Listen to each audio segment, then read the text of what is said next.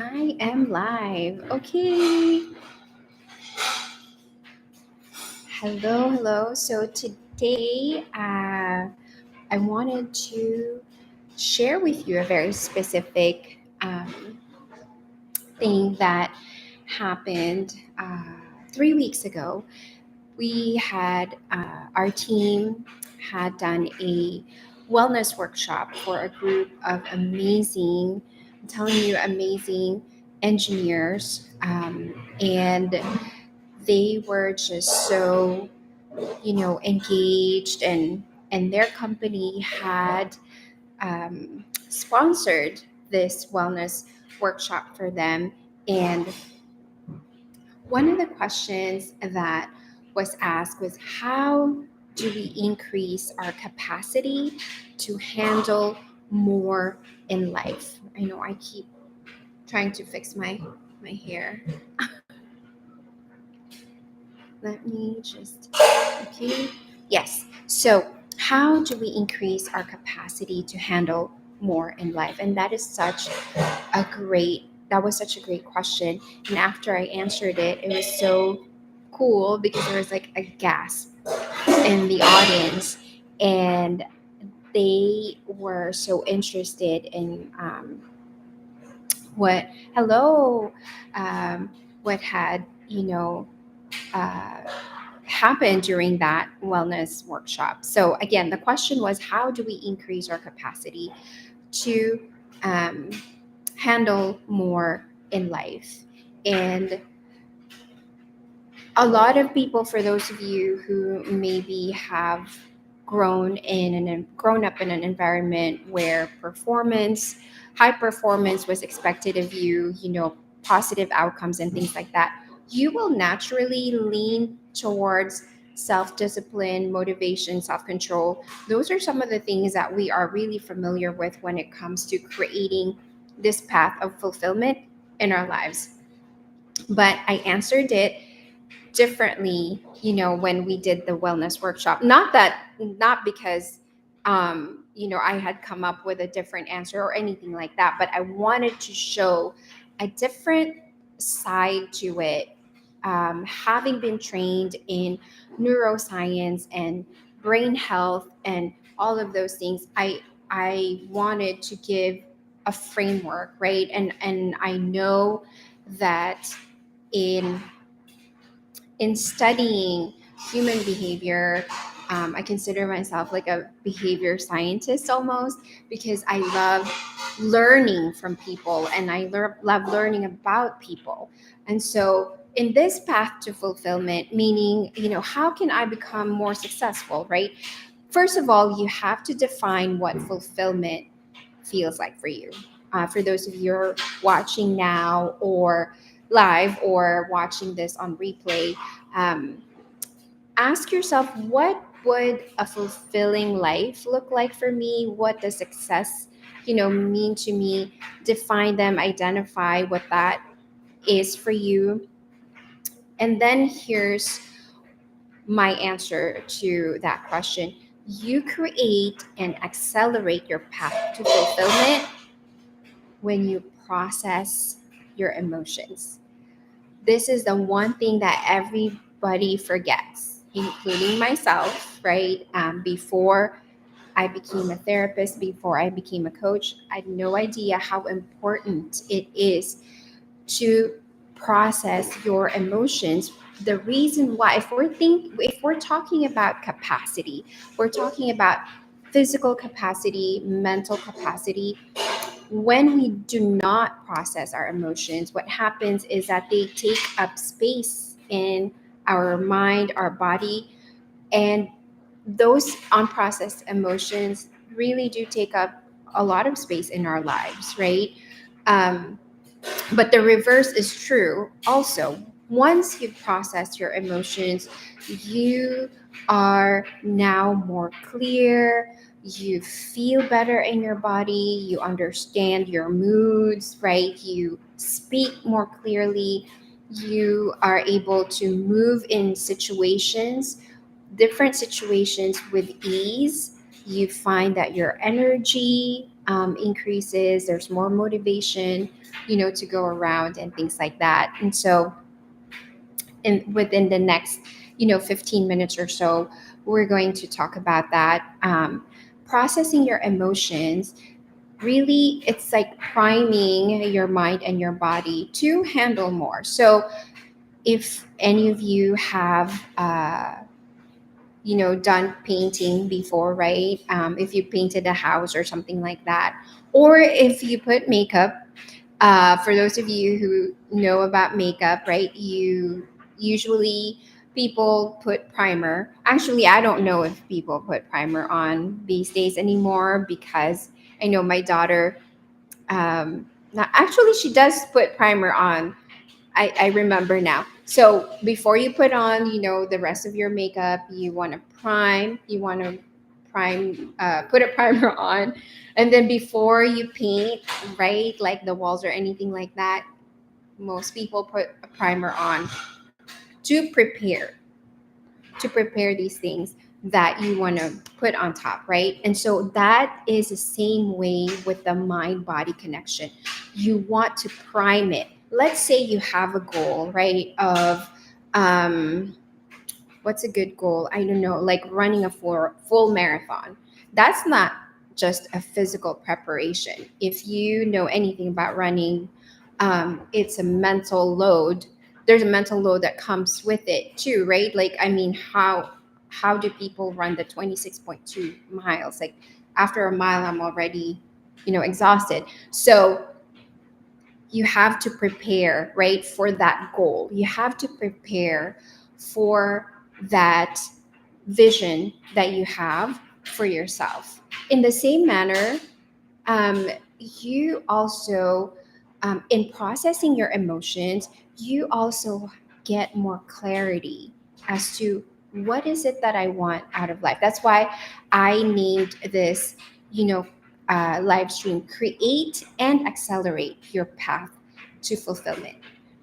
Because you also have to clear the way, right? You have to make sure that you are, you know, you really understand what it is that you're working towards. You really understand what your vision is, and again, what will help you feel fulfilled, right? So, and one of the things that we all need to know and remember about unprocessed emotions is that nothing in this life will drain you, will drain your energy faster than unprocessed emotions.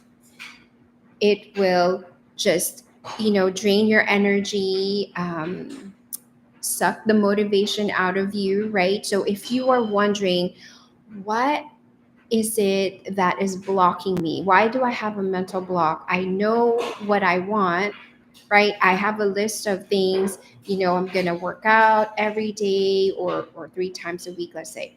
I'm going to work out 3 times a week. I'm going to read a book, 30 minutes twice a week. I'm going to go after that promotion, or I have a business idea, but I'm feeling stuck. And why is it that I can't, motivate myself? So it's not our natural inclination, but also because society has trained us, conditioned us to believe that we need more self discipline, we need more willpower, we need more motivation. Those are the default responses that we're gonna go with, right? That's the answer for us, right? By default, the answer is like, okay, I probably need more self discipline. I probably need more motivation and need to push myself. But what if you've already pushed yourself and you're still not seeing results? This is where processing your emotions can really clear your mind and your body. Okay, so now let's move into, well, then what does processing your emotions look like? The number one thing that helps with processing emotions is self reflection.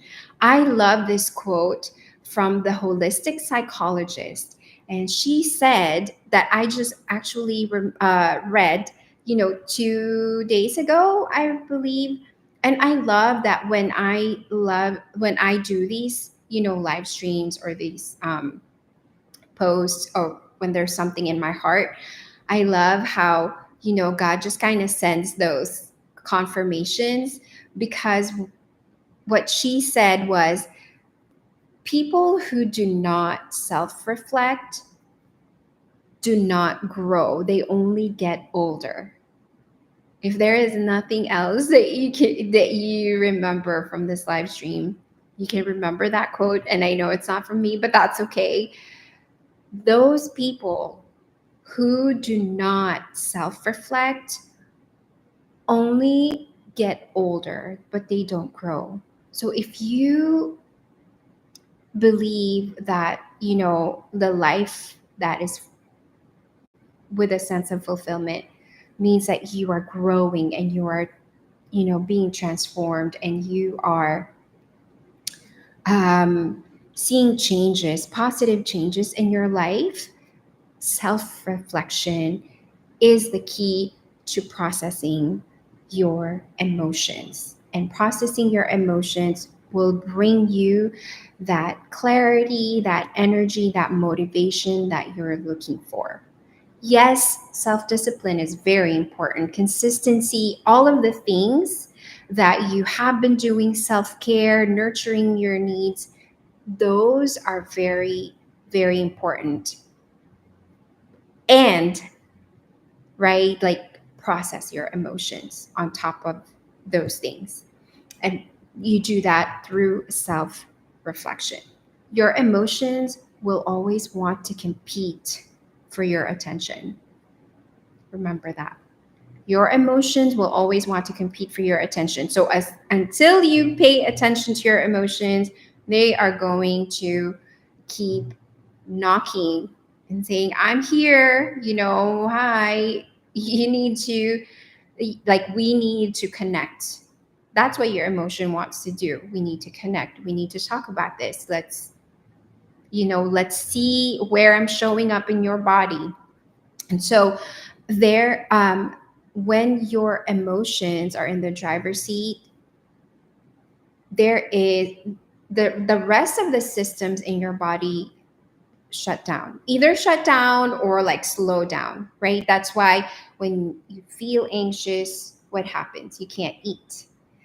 Or you can't sleep either, right? Like when you feel sad, you don't feel like doing anything, because the body is made to slow down, right, when in the midst of intense emotions, so that your body can reset. However, you need to be an active participant in this. If your body is going to, it's not going to reset right on its own. Like, we have to be actively participating in it. And I had said earlier too that the emotions take up a lot of space, energetically and physically and mentally, in the body, right? Neuroscience is the one that tells us that, because once the emotions are heightened,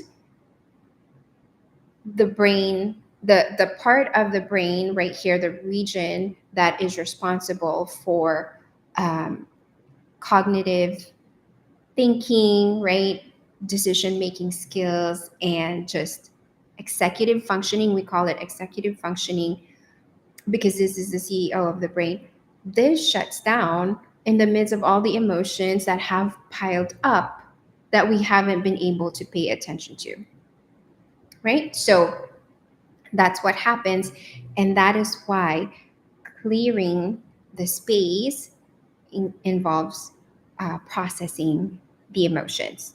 And so I mentioned self reflection, right? And then how do we do self reflection? Well, if you go to the description on this live stream, there is a link for my free workbook, it's got 25 self reflections for you to understand your present emotions and also understand patterns and influences in your life that have brought that pattern for you. So that is one way, right? Is for you to answer those questions as honestly as you can.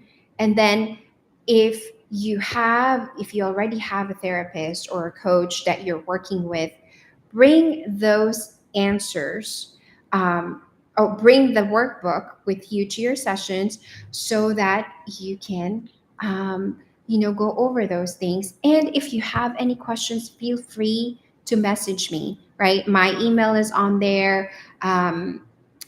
You can comment here, and yes, the book is great. I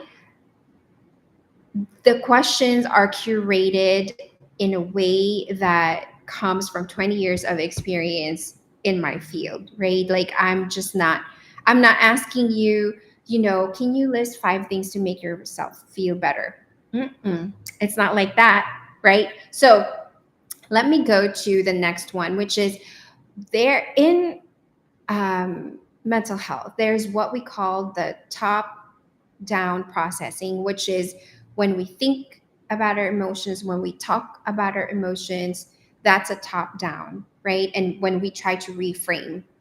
And then there's also bottom up processing, which uses the body.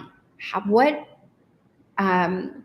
sensations, what physical symptoms am I experiencing? For example, if I'm feeling anxious, my shoulder is tensed, so that's a bottom up processing. When we look for the signs and signals in our body, we need both top down and bottom up, right? There is no way that you can process your emotions just by talking about it. That's just uh, half the battle, but actually, if you think about it scientifically, that's like 20% of the battle, because 80% of what happens to you happens in the body, and the body remembers the 80% bulk of our emotions and how we feel happens in the body. And so the questions that I have on the workbook uses both, right? So you're going to see questions that ask you, what do you think about this statement? But then there's also questions in the workbook that will ask you, what are the outward signs that you show when you feel happy? Right? So those are things. And by the way, if you are going to use my workbook, please don't try to answer the questions in one sitting. Take your precious time, because you do have to reflect, right? I don't want to say think, because I feel like thinking is, it's just one part. But when you reflect, you're really giving it time. You're giving yourself time to process. You're giving yourself time to understand yourself, right? So I use both of those in the workbook. Hi, Ate Joy. So good to see you. I was gonna say to see you, but I'm so glad you're here. And so yeah, so you have to recognize what's happening in the language of your thoughts, but also the language of your body.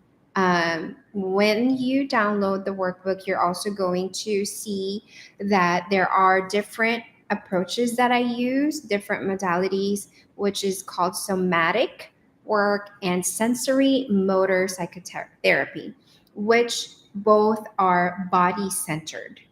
But I don't just use body centered approach, right? Like, I also do cognitive behavioral therapy techniques and acceptance commitment therapy. techniques. So I combine all of those things as well as neuroscience and backed by research. Um, so again, when you process your emotions, that's how you make space for all the things that you want in your life, that business idea, that promotion, that community service idea that you may have, a project, community project that you've been wanting to start, but it feels just like you can't get it up and running, right? Anything in life, or maybe you're a parent, because I'm a parent, and Ate Joy is a parent as well, and there's just that stuckness in the parenting. So that's also processing your emotions as a parent. It's a big deal, right? Or if you're a CEO, you're an executive, maybe you work in healthcare. Healthcare is a lot, right? There's a lot of things that happen. And processing your emotions doesn't have to happen like right then and there. If you don't have the time, go back to it later on, right? If you don't, kind of like put a marker and say, like, or post it and say, okay, I felt anxious today. Let me try to figure out, what was happening, later on, because I know, at least for my clients, I work with busy professionals, and life is just happening.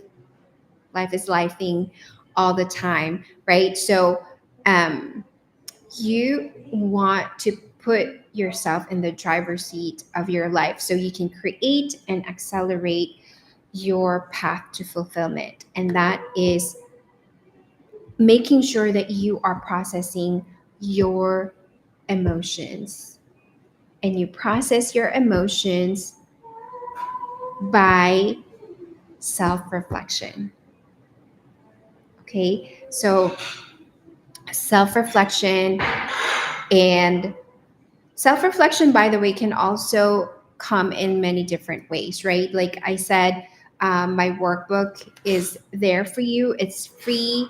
It can help you get started, or maybe you've been in this healing journey and you're looking for something, to supplement that. That workbook is going to be great.